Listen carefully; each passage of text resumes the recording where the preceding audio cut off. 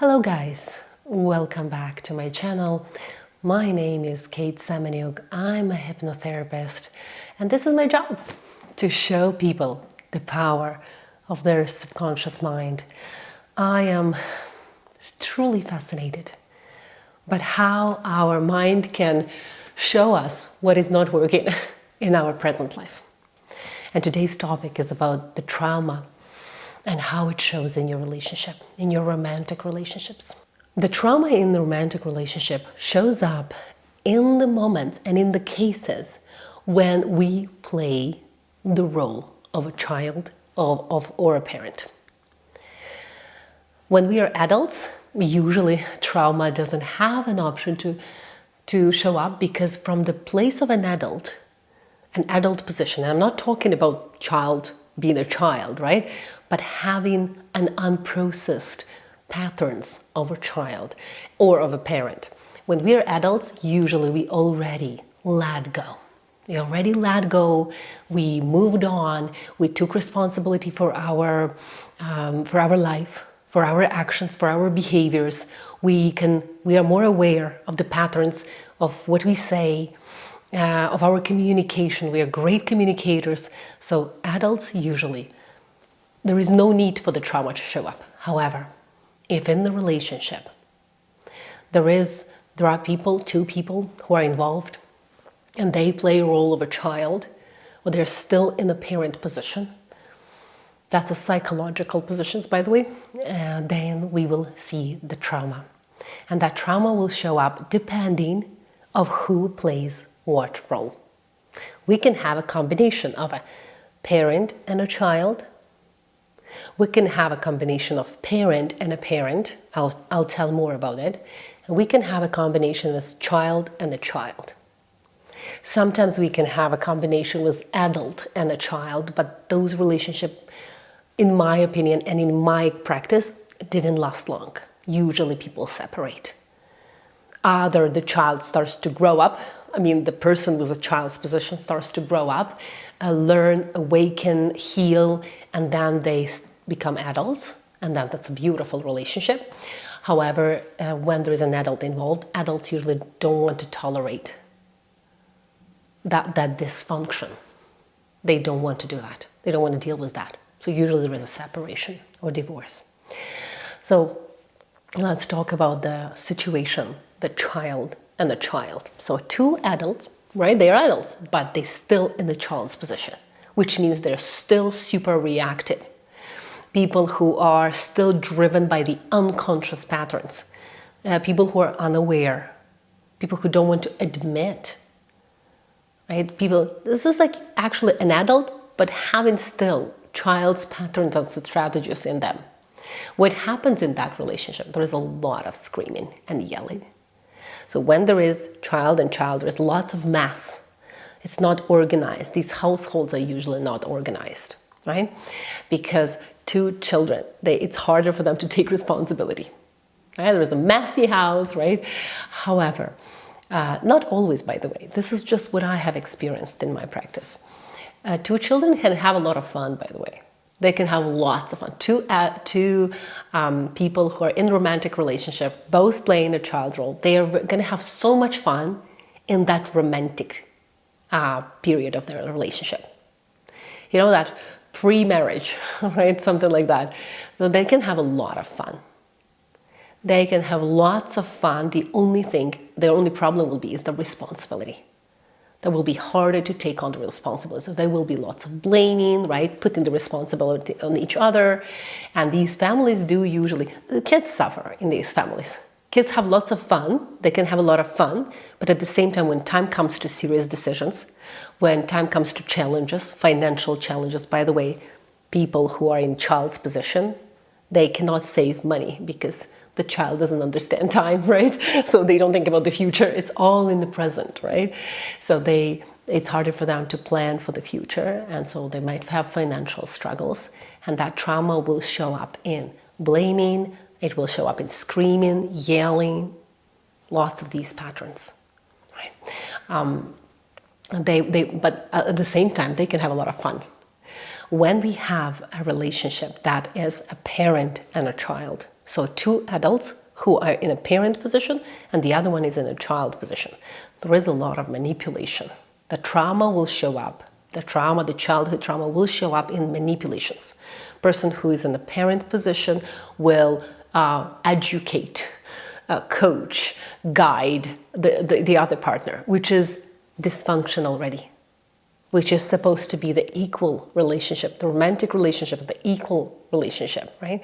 However, it doesn't happen like that, because one of the partners in the parent's position, they will blame, they will also criticize. There is lots of judgment, there is lots of expectations, there is lots of control, right, of the other partner who is in a child's position.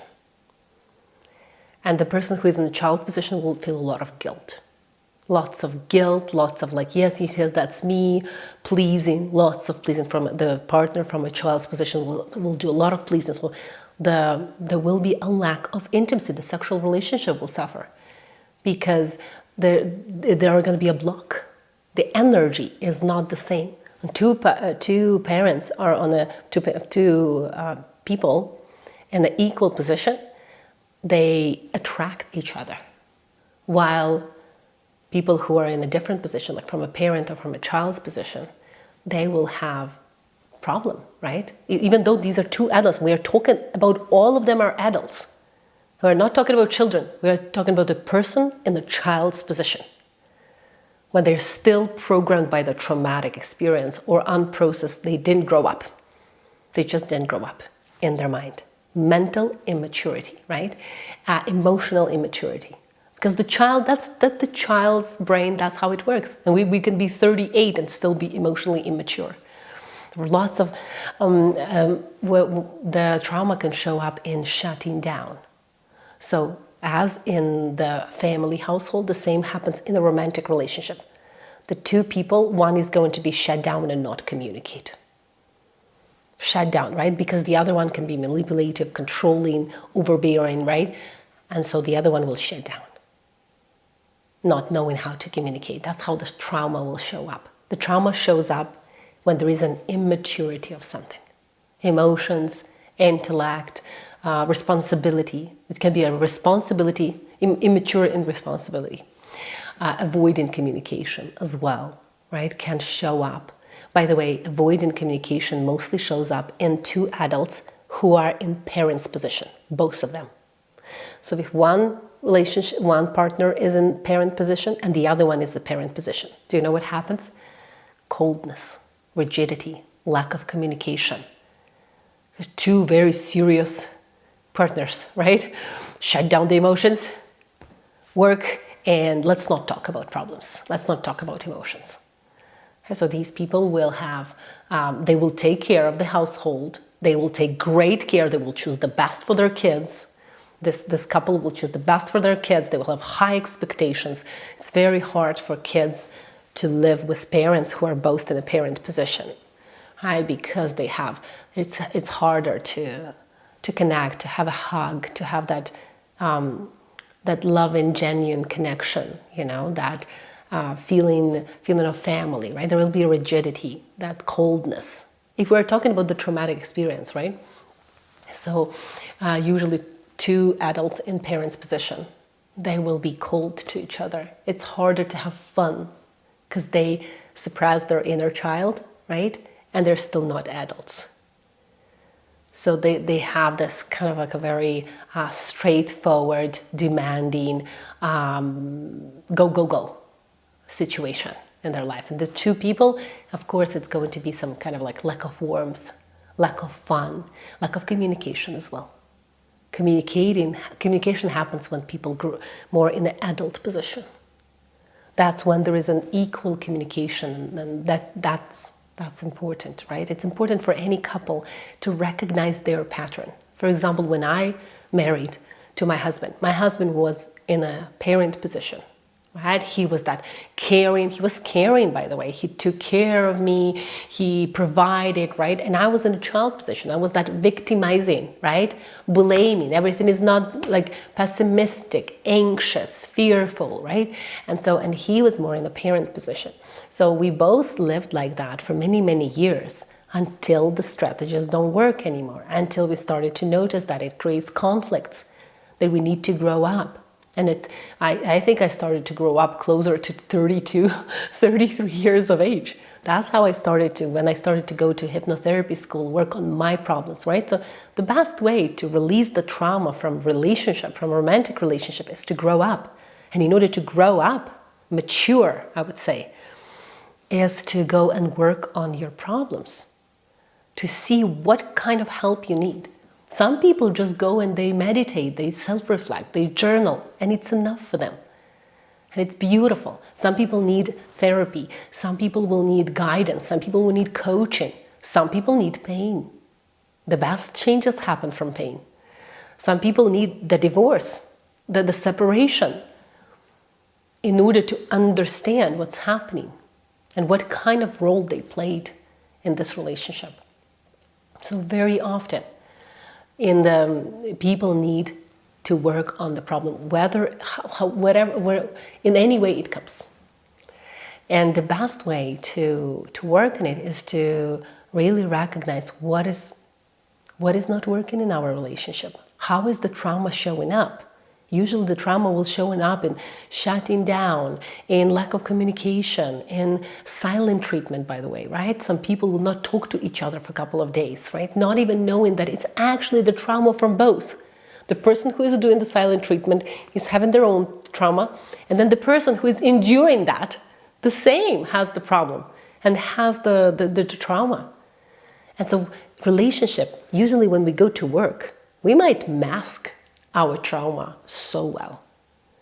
We can just, like, some people will go to work, they don't really connect with others, right? Or they can be really good and they feel like, oh, this is so much fun to be at work. But when they come home, it's harder to detach because we are in a romantic relationship. Of course, in a romantic and a close, vulnerable situation, our biggest triggers will show up. Our intimacy trigger. By the way, sexual abuse will show up in intimacy. It will show up in the way you let people in. And of course, your romantic partner is the first person you let in, and they are with you most of the time. So that's recognizing the trauma can improve the relationship so much. Truly, I believe that any relationship, from any positions, by the way, two adults who are playing the child's role or the parent's role, right? Or from the child's position or both from child's position, they can grow together.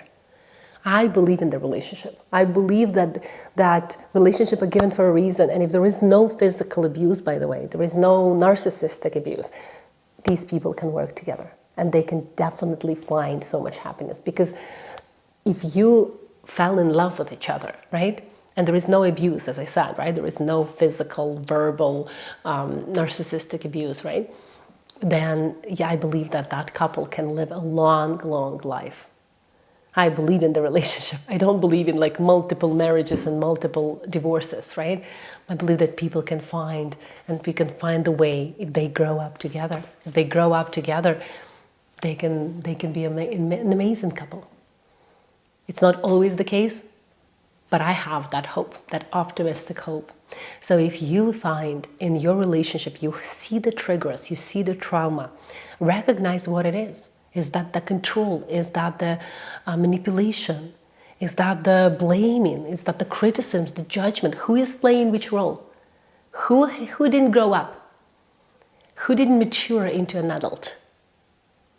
And of course, it's easy to blame on each other, but usually two people are involved in a conflict. Two people. Even when we see the abuse, it's the one person who abuses. And the other person who is already like 35 or 28 or 45, right? The other person also has a traumatic experience that doesn't let them to walk away from the manipulation or abuse. Or stand up for themselves. So two people are involved in the conflict. I will often hear from clients that, oh, that's him. Oh, that's her, that's my partner. If not for them, if they were kinder to me, if they were more loving, if they would understand me, right? We need to be more loving to ourselves. And it's then so easy to choose the best for yourself. We need to be loving. We need to work on our communication, on our emotional maturity. And then your world will reflect that maturity. You will meet people or you will walk away from people. If you see that there is no communication, there is no connection, of course, people can walk away from the relationship that they're not making each other happy. And remember, our job is not to make each other happy. Our job in a couple, in a relationship, in a marriage, in any relationship, is to make each other happier, not happy. Making yourself happy is your job. And a relationship can only elevate what is already there. We are not fulfilling each other. We are not completing each other. We are not the missing puzzle for each other. No. We are two equal people who are co-creating, coming together to create a beautiful union, to elevate something, to elevate the creativity, to elevate love, to create human beings, whatever the couple decides to do. But it's definitely not fulfilling each other.